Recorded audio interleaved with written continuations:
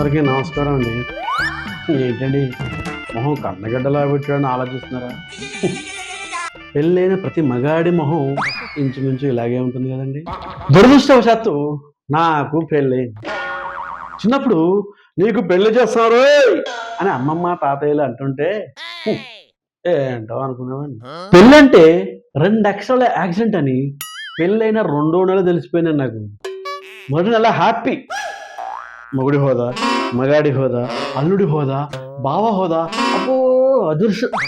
2వ నెల నుండి నా 2వ జన్మ మొదలైంది. 3వ నెల మా ఆవిడ వచ్చి ఏమండి నాకు 3వ నెల అంది. తెలుగు సినిమాల్లాగా యాహూ అని మా ఆవిడని ఎత్తుకొని గిర్రా గిర్రా గిర్రా తిప్పారని భ్రమపడకండి. అప్పటికే నా భ్రమలు తొలగిపోయాయి.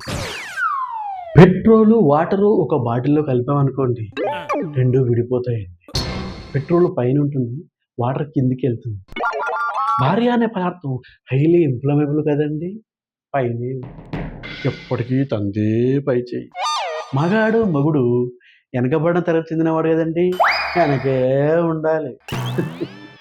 ఇంతకీ ఇంతలో నా గోడు చెప్తున్నా నా పేరు చెప్పలేదు కదండి, సీతాపతి. చూసారా సింబాలిక్గా మా వాళ్ళు నాకు ఎలా పేరు పెట్టారు అంటే సీతకు పతిని అన్నమాట. అంటే నాకంటూ గుర్తింపు ఉనికి ఏమీ లేవన్నమాట. అసలు ఆనాటి రాత్రియుగమే బెటర్ అండి. అప్పట్లో మగాడు వేటకు వెళ్ళేవాడు, ఆడవాళ్ళు ఇంట్లో ఉండేవారు. ఆడు మగాడ్రా బుజ్జి అని అప్పటి రాత్రియుగంలో అనొచ్చు, కానీ ఇప్పటి రాకడి యుగంలో అనలేమండి. మీరు అబ్జర్వ్ చేస్తే పెళ్ళైన ఆడాలకి మెల్లో మంగళసూత్రం, కాళ్ళకి మెట్టెలు ఉంటాయి, కానీ పెళ్ళైన మగాడికి ఏవీ ఉండవు. ఎందుకంటారు? ఆడి మొహంలో చిరునవ్వు ఉండదు. భూతద్దం పెట్టి ఎతికినా జీవకాలం ఉండదు కాబట్టి. వాడికి అదే ఐడెంటిటీ కార్డు, ఆధార్ కార్డు. ఏమండి వస్తున్నా బేబీ, ఒక్క 5 నిమిషాలు. చూసారా మొదలైంది టార్చర్ ఆఫ్ ఇండియా. అసలు బార్లలో మగ జీవులే ఎందుకు సంచరిస్తాయో తెలుసా? గాయపడ్డ జీవులేగా ఆసుపత్రికి వెళ్ళేది. ఇదంతా కాదు భయ్యా, అసలు ఈ పెళ్లిళ్ళ సంస్కృతిని కనిపెట్టుడు కనపడితే భయ్యా ఆయన పట్టుకొని 10 పెళ్లిళ్ళు చేయాలి. లేకపోతే ఏంటి భయ్యా ఈ బతుకు? ఏమోయ్ కొంచెం కాఫీ ఇస్తావా అని సోహన్ బాబు రేంజ్లో అడిగితే లేస్తుంది. అసలే మ్యాచింగ్ బ్లౌజ్ కుదరక టెన్షన్ పడుతుంటే నీకు కాఫీ కావాలని ఆయన. అది సంగతి భయ్యా, మనకిష్టం ఉన్న ఏ పని మనం చేయలేం భయ్యా. 10 సార్లు కాఫీ అడిగితే 3 దేవతలు కనికరించి తదాస్తు అంటే కాఫీ వస్తుంది. మనకు ప్రేమ పొంగిపోతే అదే భయ్యా ఇంగ్లీష్లో 3 అని ఏదో అంటారుగా, 3 తాజా సీఎంని మాజీ సీఎంని చూసినంత హీనంగా చూస్తాం. ఏం చేస్తాం?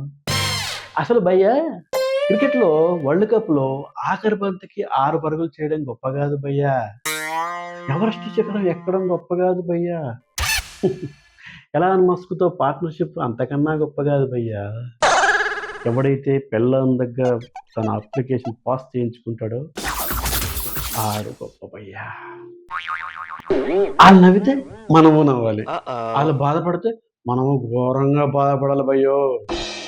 అసలు 3 అనే పదానికి డిక్షనరీలో ఏం అర్థం ఉందో కానీ అబ్బే ఏం విలువ లేదు భయ్యా. హలో మిమ్మల్ని త్వరగా రండి, అంట్లు తోమాలి. విన్నారా భయ్యా, అంట్లు తోమాలంటాం, దీన్ని కదా అంట బతుకనేది.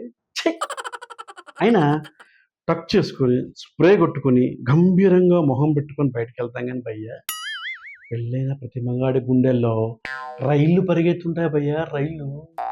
అయినా బయట నటిస్తాం, తప్పదు నటించాలి, మగ పుట్టక పుట్టాం కదా. పెళ్ళయ్యాక నాకంటూ సొంత అభిప్రాయాలు ఏమీ లేవు భయ్యా, మొత్తం భయ్యే. అసలు పెళ్ళైన ప్రతి మగాడు కట్టప్పే భయ్యా, కట్టప్పే.